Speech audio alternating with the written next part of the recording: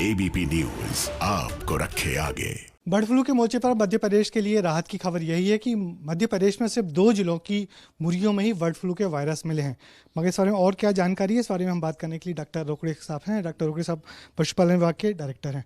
Sir, ये जो मध्य प्रदेश में सिर्फ नीमच और इंदौर में ही अभी पाए गए हैं, मगर कहाँ से आए, कुछ इसकी ट्रेसिंग हो पाई है वायरस? बिल्कुल, पहली बात तो मैं आपको स्पष्ट कर दूं कि जो हमारे जो सैंपल पाए गए वो मार्केट के सैंपल थे, और मार्केट के सैंपल में विशेषकर जो टेबल होता है, जो नाइफ होते हैं, उसके सैंपल लिए गए थे, वो पॉजिटिव पाया गया है। परंतु हमारे आसपास जो प्रक्षेत्र हैं, किसी प्रक्षेत्र में ऐसी कोई मोर्टलिटी या प्राकृतिक मृत्यु की सूचना नहीं है जिससे हम कहें कि हमारे यहाँ हुआ है। दूसरी बात यह है कि हमने ये पता लगाने का प्रयास किया है कि ये बर्ड्स जो आए थे ये हमारे प्रदेश के थे कि अन्य प्रदेशों से आए हुए थे। जो हमें अभी प्रारंभिक जानकारी जो प्राप्त हुई है उसके हिसाब से मालूम पड़ रहा है कि ये हमारे बाहर के प्रदेशों से आए हुए हैं, हमारे यहाँ के नहीं हैं। तो बाहर के प्रदेशों में हम क्या माने कि राजस्थान से आए थे या हरियाणा से आए हुए हैं? अधिकतर संभावनाएं तो हरियाणा के आने की संभावनाएं ज़्यादा लगती हैं, क्योंकि कुछ हमने इनसे ही पूछा था अपने पोल्ट्री एसोसिएशन के लोगों से, उन्होंने भी ये कहा था कि हमारे हरियाणा से ज़्यादा इस समय आ रहे हैं। तो सर, और क्या एहतियात बरत रही है सरकार कि क्या इन जगहों से आने के लिए पाबंदी लगा रही है पोल्ट्री प्रोडक्ट्स को? अभी तो फिलहाल इसका निर्णय नहीं हुआ है, लेकिन अभी निर्णय विचाराधीन है कि अगर लगता है कि हमें ऐसी आवश्यकता पड़ेगी तो इस पर विचार किया जाएगा। तो फिलहाल अभी सिर्फ दक्षिण के राज्यों से जो पोल्ट्री आ रही है उस पर पाबंदी लगी हुई है? नहीं, अभी पाबंदी तो अभी कहीं भी नहीं लगाई है। पाबंदी हम उन्हीं प्रदेशों में लगाने विचार कर रहे हैं जहाँ सर मतलब जहाँ आउटब्रेक हुए हैं, और जहाँ आउटब्रेक नहीं वहाँ कोई पाबंदी नहीं होगी। मगर फिर भी आप क्या एडवाइस करना चाह रहे हैं लोगों को जो पोल्ट्री प्रोडक्ट्स कंज्यूम करते हैं, खाते पीते हैं, क्या एहतियात और सतर्कता बरतें?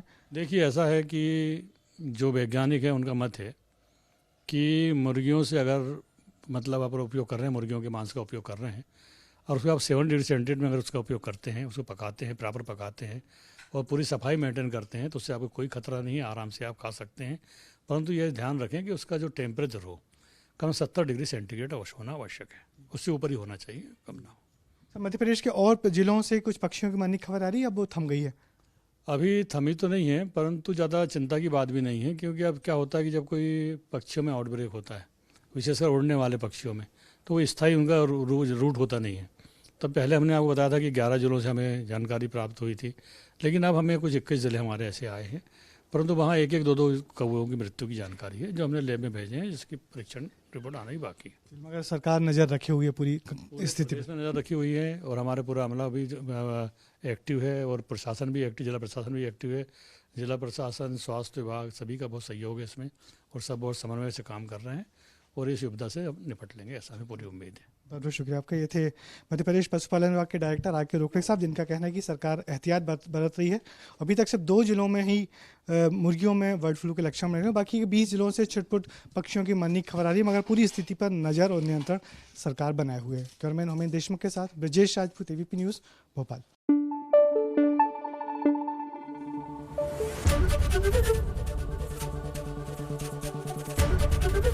एबीपी न्यूज आपको रखे आगे।